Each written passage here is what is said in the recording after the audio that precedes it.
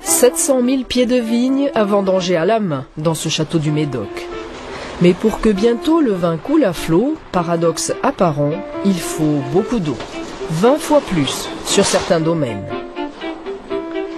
Ici, on utilise 3 litres d'eau pour produire 1 litre de vin, un bon ratio, fruit de nombreux efforts. Nous avons réduit pratiquement de plus de la moitié de la quantité, grâce notamment à une mise en place d'une procédure de nettoyage avec des équipements de haute pression. Reste quand même 2000 mètres cubes d'eau usée à traiter chaque année, la plus grande quantité au moment des vendanges. Depuis 10 ans, le château est équipé d'une station de traitement, capacité 16 mètres cubes par jour, l'équivalent d'une ville de 6000 habitants. Principe celui des boues activées, des bactéries détruisent la pollution organique grâce à l'oxygène insufflé dans le milieu. À la sortie, l'eau peut être rejetée dans la nature, les boues sont d'abord stockées. Nous avons une autorisation avec ce type de station d'épuration pour faire un épandage des boues dans nos prairies et parcs. Nous vidangeons notre station d'épuration qui produit environ 2 000 à 3 000 litres de boue par an qu'on étend sur l'exploitation. Le traitement des effluents vinicoles n'a rien à voir avec celui des produits phytosanitaires. Ces eaux-là, issues des traitements chimiques chargés en métaux, sont traitées à part et finissent à l'usine d'incinération. Les effluents vinicoles ont longtemps été considérés comme inoffensifs et rejetés sans précaution dans les fossés et rivières. Aujourd'hui, c'est interdit.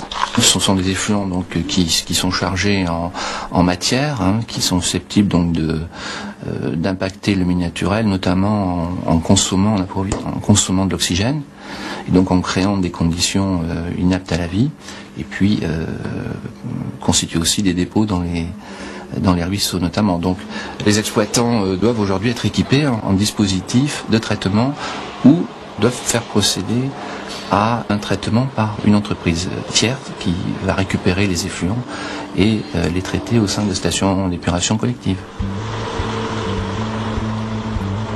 La Gironde est le premier département en taux d'équipement.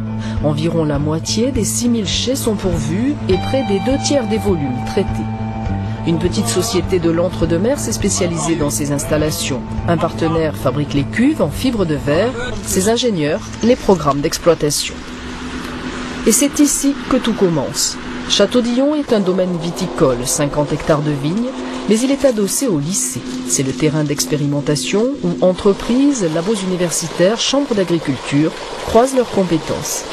C'est ici que la société Agro-Environnement a validé une technique de dépollution des effluents phytosanitaires par la station et d'autres études sont en cours.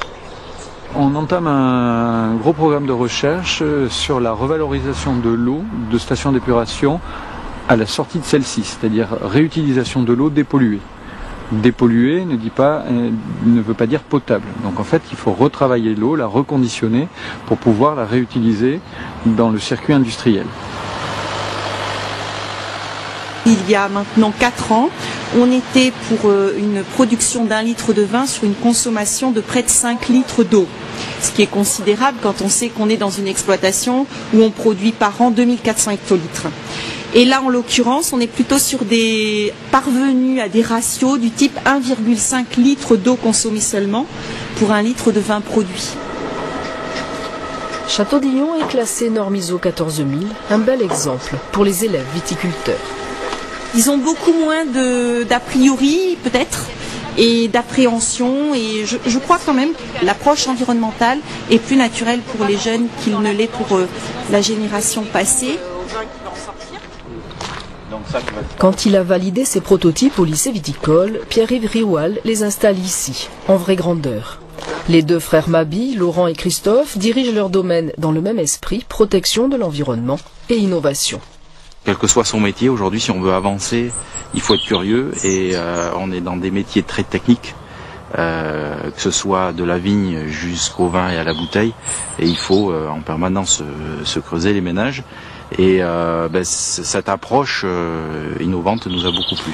Tout est venu naturellement, on s'est mis petit à petit aux normes au niveau des bâtiments, de la sécurité, de l'outil de travail. Et il est venu naturellement l'idée de bien traiter tout ce qui est effluent. Pour ce domaine de 50 hectares, c'est une petite station qui a été installée, capacité 5 mètres cubes par jour. La station qui produit des boues par oxygénation et dépollution par les bactéries a été couplée avec un lit planté de roseaux. Les plantes traitent les boues. Dans le lit, des filtres sur lesquels les boues se déposent et se minéralisent. Elles seront extraites tous les 5 à 10 ans. L'association des deux permet d'un côté d'économiser de l'énergie puisqu'on réduit les surfaces d'aération des stations boue activées traditionnelles. Et deuxièmement, le filtre planté de roseaux permet, en plus donc de la finition du traitement, de gérer les boues que l'on devrait épandre dans le cadre d'une station traditionnelle. 5 stations de ce type ont été livrées en Gironde. Aujourd'hui, Agro-Environnement travaille aussi dans le sud-est de la France et grâce à sa filiale espagnole, exporte son savoir-faire outre-Pyrénées où 25 chais sont déjà équipés.